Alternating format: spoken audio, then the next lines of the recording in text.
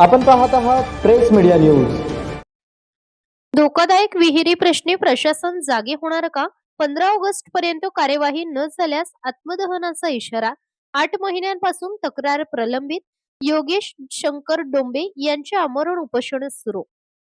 सातारा पंढरपूर महामार्गालगत मौजे पिलीव गट नंबर 413-19 येथील बिनशेती प्लॅट समोरील सार्वजनिक क्षेत्रातील धोकादायक व अनधिकृत विहीर तातडीने बुजवण्यात यावी या मागणीसाठी योगेश शंकर डोंबे यांनी प्रशासनाकडे निवेदन दिले आहे। सदर धोकादायक विहीर मार्गालगत असल्यामुळे भविष्यात गंभीर अपघात होऊन जीवितहानी होण्याची शक्यता असल्याचे डोंबे यांनी निवेदनात म्हटले आहे। त्यामुळे कोणतीही दुर्घटना घडण्यापूर्वी प्रशासनाने तातडीने प्रतिबंधात्मक उपाययोजना कराव्यात अशी मागणी त्यांनी केली आहे। याच प्रकरणाबाबत जिल्हाधिकारी कार्यालयाकडे मागील 8 महिन्यांपासून तक्रार प्रलंबित असल्याचा दावा डोंबे यांनी केला आहे। अद्याप अपेक्षित कार्यवाही न झाल्याने या प्रकरणाची तातडीने चौकशी करून संबंधित अधिकारी व कर्मचाऱ्यांची जबाबदारी निश्चित करावी अशी मागणी निवेदनातून करण्यात आली आहे। तसेच संबंधित विभागाच्या अधिकाऱ्यांनी घटनास्थळी प्रत्यक्ष पाहणी करून विहिरीची सद्यस्थिती, तिचे सार्वजनिक क्षेत्रातील स्थान आणि महामार्गावरील वाहतुकीला निर्माण होणारा धोका याबाबत पंचनामा व अहवाल तयार करावा अशी मागणी करण्यात आली आहे।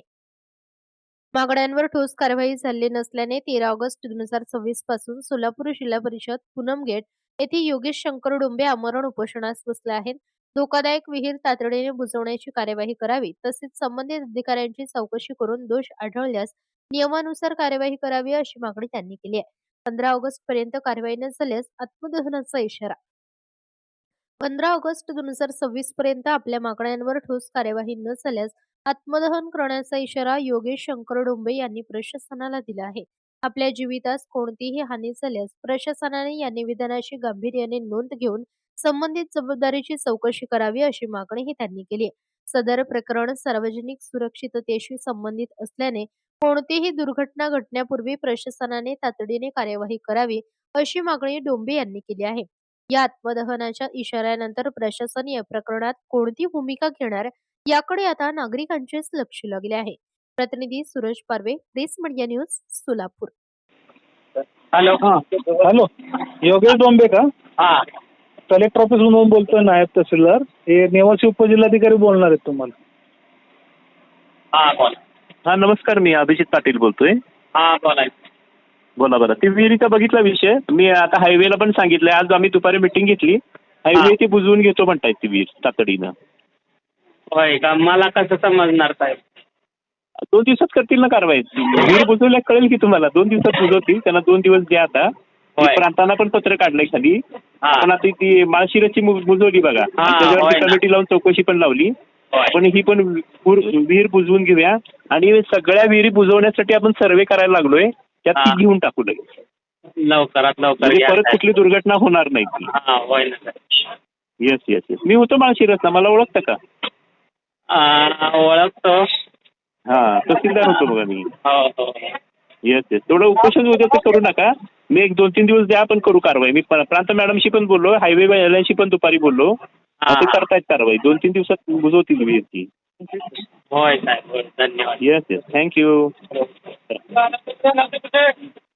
शंकर डोंबे, राहणार नातेपुते, तालुका माळशिरस, जिल्हा सोलापूर।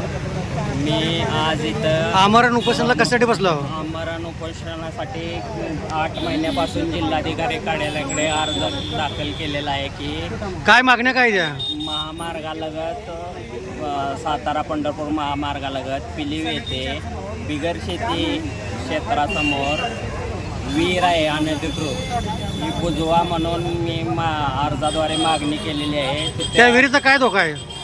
तिथे मागच्या घटना आहेत, तांदूळवाडीमध्ये 8 बळी झालेले आहेत, दिंडोरीमध्ये 9 बळी झालेले आहेत। अशी दुर्घटना भविष्यामध्ये घडू नये म्हणून माझी प्रशासनाकडे मागणी आहे की ती विहीर त्वरित मुजवावी म्हणून।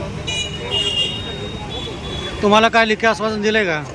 आत्ता मला त्यांनी आश्वासन म्हणजे हा विषय MSRDCकडे येतोय म्हणून सांगितलेलं आहे आणि त्यांच्याकडे त्यांनी पत्रव्यवहार केलेला आहे आणि लवकरच दखल घेतली जाईल असं सांगितलेलं आहे त्यांनी।